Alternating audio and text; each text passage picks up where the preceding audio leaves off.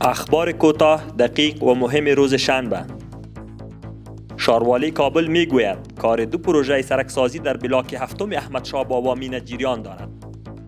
وزارت زراعت، آبیاری و مالداری میگوید برای 600 تن دهاقین در ولایت پکتیا کد کیمیاوی توزیع گردید. مولوی عبدالرحمن رشید، معاون تکنیکی و مسلکی وزارت امور مهاجرین، با آقای لیوناردزلو، رئیس دفتر یونیسیار در کابل دیدار کرد و در مورد پلان‌ها و فعالیت‌های مشترک دو اداره بحث و گفتگو نمودند. اداره تعلیمات تکنیکی و مسلکی میگوید امتحانات سمستر زمستانی مراکز آموزشی مناطق گرمسیر آغاز شد.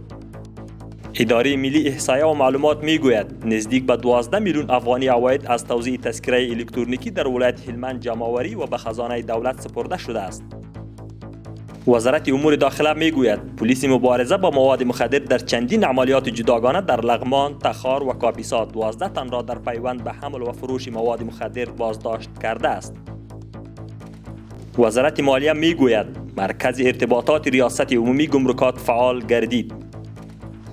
معینیت مبارزه با مواد مخدر 22,000 لیتر مشروبات الکلی را در شهر کابل کشف و ضبط کرد.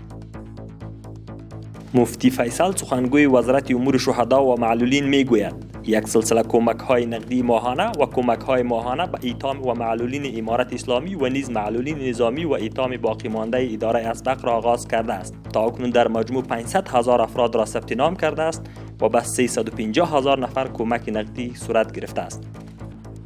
ستر محکمه میگوید در ولایت خوست برای 9 تن مجرمین جزای تعزیری تطبیق گردید. معاونیت اقتصادی ریاست الوزراء میگوید امارت اسلامی افغانستان در تلاش است تا برای محصولات افغانی به سطح داخلی و خارجی بازاریابی نماید.